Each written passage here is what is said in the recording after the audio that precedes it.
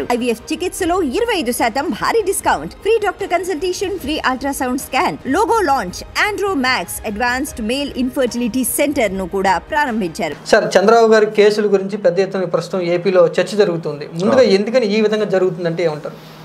ఇవన్నీ సింపుల్గా చెప్పాలంటే ప్రతిదానికి కూడా ఒక రాజకీయ కోణం ఉంటుంది. దీంట్లో అంతకు మించి పెద్ద విషయం అయితే ఏం లేదు ఇక్కడ. ఎందుకంటే తృణమూల్ కాంగ్రెస్ ఎంపీ కళ్యాణ్ బెనర్జీ పార్లమెంట్లో ప్రస్తావించాడు, సిబిఐ వాళ్ళు, ఈడీ వాళ్ళు చంద్రబాబుని ఎందుకు అరెస్ట్ చేయట్లేదు, చంద్రబాబు నాయుడు మీద ఉన్న కేసులకి ఆయన అరెస్ట్ చేయాలి కదా.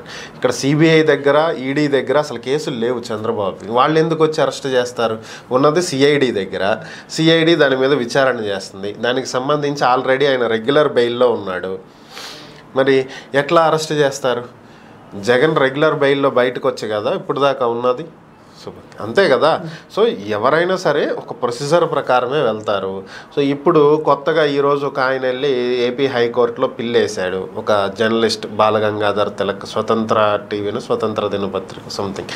సో ఇక్కడ పిల్ అనేది ఎవరైనా వేయచ్చు, మీరైనా వేయచ్చు, నేనైనా వేయచ్చు, ఎవరైనా వేయచ్చు. పబ్లిక్ ఇంట్రెస్ట్ లిటిగేషన్ అనేది హైకోర్టులో, సుప్రీంకోర్టులో ఈ రెండిట్లోనే వేయటానికి అవకాశం ఉంది. దానికి అందరికీ, ప్రజలందరికీ మన రాజ్యాంగం ఇచ్చినటువంటి హక్కు.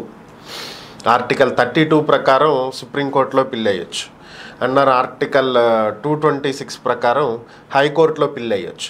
సో కాకపోతే ఈ వేసేటువంటి పిల్ దాంట్లోనే ఉంది కదా, పబ్లిక్ ఇంట్రెస్ట్ లిటిగేషన్, ప్రజా ప్రయోజన వ్యాజ్యం, ప్రజల ప్రయోజనాన్ని దృష్టిలో పెట్టుకుని వేసేటువంటి వ్యాజ్యం అంటుంది. సో ఇక్కడ ప్రజలకు వచ్చేటువంటి మేలేంటి? చంద్రబాబు కేసులు సిబిఐకో లేదంటే ఈడీకో అప్పచెప్తే ఇక్కడ ప్రజలకు కలుగుతున్నటువంటి మేలేంటి దానివల్ల? ఇప్పుడు ఆయన ఏదో స్కాములు చేశాడు అనే దాని మీద కదా కేసులు అనేది.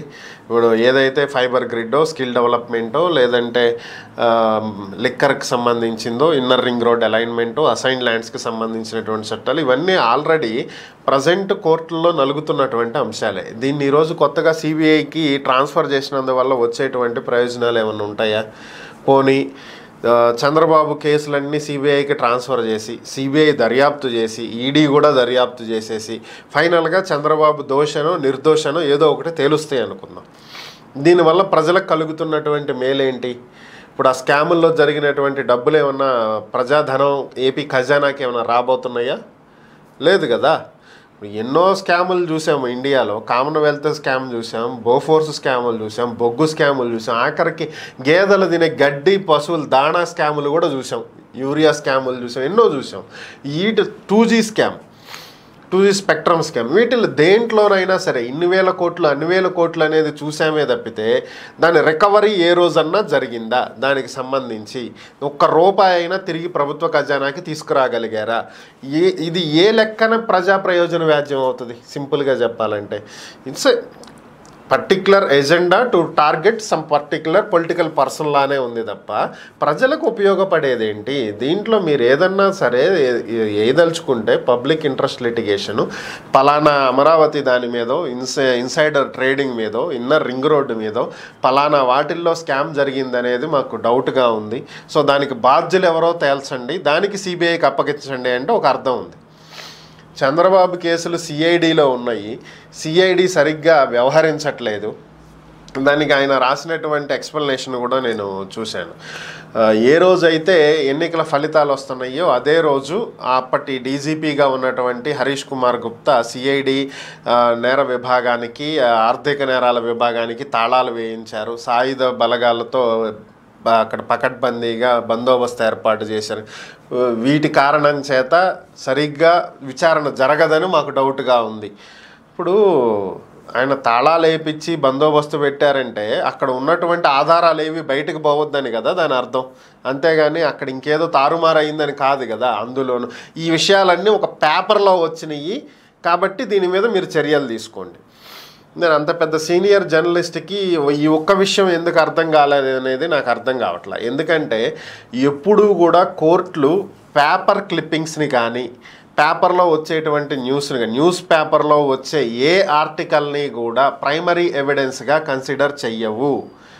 సో సుప్రీంకోర్టే ఒకనొక సందర్భంలో ఇచ్చినటువంటి judgements, whatever the articles published in the newspaper are treated as hearsay evidence, కేవలం ఒక రూమర్, సింపుల్గా చెప్పాలని హియర్సే అంటే ఒక చిన్న రూమర్ అనుకోవచ్చు, these are not considered as the primary evidence అని చెప్పి క్లియర్ కట్గా గైడ్ లైన్స్ ఇచ్చింది. అంటే ఇవి ప్రైమరీ ఎవిడెన్స్ కాదు, వాటి మీద బేస్ చేసుకుని కేసులు పెట్టడానికి అవ్వదు అనేది క్లియర్ కట్గా చెప్పింది. మరి దాన్ని తీసుకెళ్ళి దాన్ని ఎవిడెన్స్గా పెట్టి పేపర్లో ఆయన తాళాలు వేసాడని వచ్చింది కాబట్టి మీరు దీన్ని సిబిఐకి అప్పగించండి అంటే అర్థం ఉందా? అసలు ఏమాత్రం అర్థం లేనటువంటి, బేస్ లేనటువంటి ఒక పబ్లిక్ ఇంట్రెస్ట్ లిటిగేషన్. రియల్గా ప్రజలకు ఉపయోగపడేదైతే వేయండి, చంద్రబాబుని అరెస్ట్ చేయించండి, లోపల పెట్టించండి, ఏదైనా చేయించండి, ఇట్స్ నాట్ ఎ ప్రాబ్లం. కానీ ప్రజలకు దీనివల్ల ఒరిగేది ఏముంది? ఏం లేదు కదా. సో అలాంటి వాటిని తీసుకురావటం ఎందుకు?